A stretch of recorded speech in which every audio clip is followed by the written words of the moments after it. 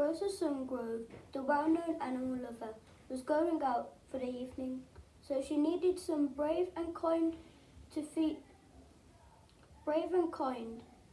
all her pets. Tim, who lived next door, agreed to help her. "Are you brave?" she asked Tim. "Very brave," said Tim. "I'm not afraid of spiders or sharks or alligators, but I'm very kind too." "Good," said Rosa. You sound just the one to look after my pets. Now let me explain. The cats like cat snacks, and the cat snack pack is the tall cupboard. The tall cupboard is beside the fridge, and the fridge is over there, on the other side of the sink. Right, said Tim. However, the vulture sees the cat being fed. He often gets a little peckish, and I don't want a peckish vulture around the place. The vulture chunks are inside the fridge, over there on the other side of the sink. There are blue in the bowl, right? Right, said Tim cheerfully. The vulture looked down from its perch and clapped its beak. Tim smiled at it. He was not afraid of the vulture. The wolfhound is outside under the camellia, Rosa went on. When she smells the vulture chunk, she gets very hungry. Her doggy crunch is in the little cupboard the side of the sink, but her dish is on the bottom shelf, on the tea trolley, beside the fridge over there on the side of the sink. She must have her dish, or she gets nasty. It's not her fault. She just does. Right? Right, Tim agreed. When the giant chinchilla rabbit hears the rattle of the doggy crunch being poured into the dog bowl, it often thinks of Tim and Rabbit Nimble being poured into the rabbit dish, and comes rushing inside. Chinchilla rabbits are almost gentle. But this is a giant chinchilla rabbit, Rosa warned Tim. If you don't feed her, she will try to bounce on you, and she is dangerously heavy. The rabbit dish is the red one, on top of the shelf of the trolley tree. They're beside the fridge on the other side of the sink, and actually rabbit nimbles are in the large economy-sized purple packet on the top of the fridge. And when you have finished feeding the animals, you might like a little refreshment for yourself. The tea is in the yellow jar at the end of the shelf on the other side of the sink. The bread tin is next to the yellow jar. The butter and cheese are in the fridge. The biscuits are in the green box. Good luck, and now I must go. But at the door, Rosa stopped. Oh, by the way, she called the gorilla is in the cupboard under the sink. The gorilla in the cupboard under the sink. Of course, most people know that gorillas are gentle and retiring, but Tim was unaware of this. The very bravest people can be scared at the least of one thing. Tim, though brave, absolutely everything else, happened to be scared of gorillas. When I took on this job, he thought to himself, I did not know a gorilla was involved.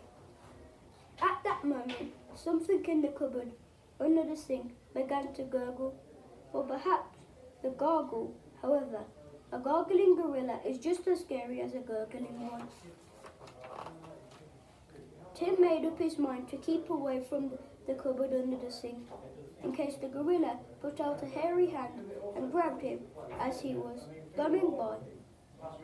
But it wasn't easy, for the sink and the cupboard under the sink were in the very middle of the kitchen. First, Tim fed the cat. He took the fire tongs and tied the tongue handle to the handles of the broom. Several goes opened the tool cupboard, the fridge, sucking out the cat snack pack with the vacuum cleaner. Then he lightly spiked the cat snack pack with a fork. tied to the handle of the thing you used to wash high windows, twisting it over so clearly that the cat dish was soon filled with delicious cat snacks. The cat didn't seem to be all that frightened of the gorilla. It ate its dinner right in front of the cupboard under the sink. When the vulture saw the cat was getting something, it stretched its neck greedily and flapped its wings. Tim did not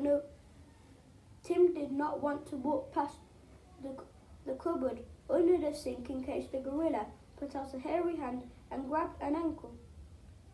On the other hand, the poor vulture was certainly rather hungry. It began staring at the cat with a sinister expression. Being kind, Tim just had to feed it. First, he used the tongs to reach past the sink to open the fridge. Then he took the thing you used to wash up high windows, which still had the fork tied to the end of it, and he reached into the blue bowl inside the fridge. Then he spiked the vulture chunks one by one, passing them on the end of the fork up to the vulture. On its perch, the vulture gobbled them down, clacking its beak with happiness in between the gobbles. The smell of the vulture chunks brought the wolfhound in the veranda.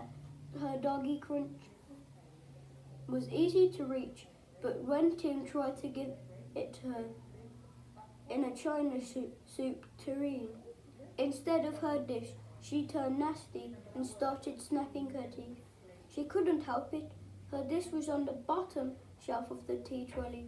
Besides, the fridge on the other side of the cupboard under the sink with the gorilla gargling inside it. The wolfhound saw Tim was hasting.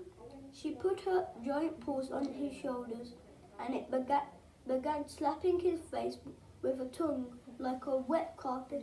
It showed him just how sharp her teeth were. They were very sharp.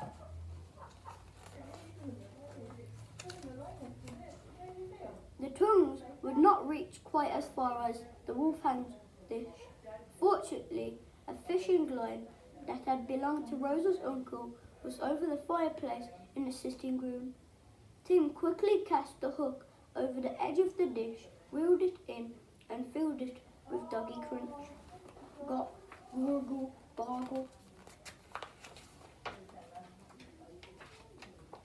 Soon, the whole kitchen rattled with the sound of the wolfhound crunching the vulture, clacking its beak, the cat snacking on the cat snacks, and the gorilla gargling under the sink.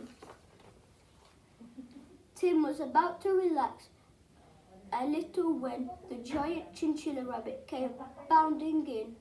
It was a very big rabbit indeed. It made nibbling noises and looked hungry.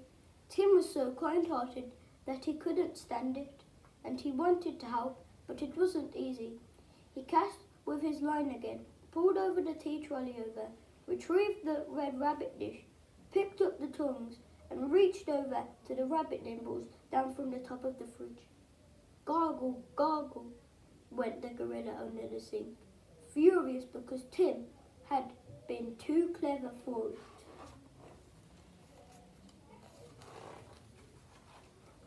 When Rosa arrived home, she found the rabbit nibbling, the wolfhound crunching, the vulture clacking, the cat snacking, and the disappointed gorilla gargling.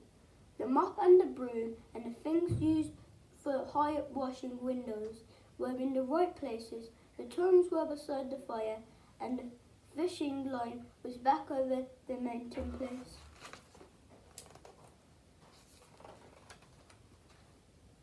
"How well you've done," she cried. "You are obviously brave and kind." "The only one I haven't fed is the gorilla," said Tim apologetically. "The gorilla," exclaimed Rosa. "The gorilla in the cupboard under the sink," explained Tim. "Oh," said Rosa. She began to laugh. She opened the cupboard under the sink. "This is what I keep under the cupboard, under the sink," she said. The griller. It's for grilling cheese on toast. I just thought you might like some cheese on toast for your supper. But I heard gargling, Tim said. Oh, those are just pipes leading to my sink, said Rosa. They do gargle a bit. The pipes gurgled as she spoke and the back door opened.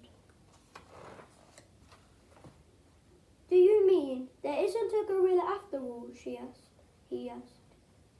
Tim. No, the back door closed. Oh, there is a gorilla, said Rosa, but he's been away all evening. He's so shy and retreating. I encourage him to go an evening class in flower arranging so that he can get out and meet people. As she spoke, the gorilla ambled in both him and gave Rosa a beautiful arranged bowl of red and white roses. Of course Tim stayed for supper. Rosa made him a cup of tea, while the gorilla toasted cheese sandwiches. The cat snapped, the vulture clapped, the wolfhound crunched, the rabbit nimbled, the gorilla and Rosa and Tim gossiped, the pipes under the sink gargled or gurgled, and the toasted cheese sandwiches sizzled happily in the griller.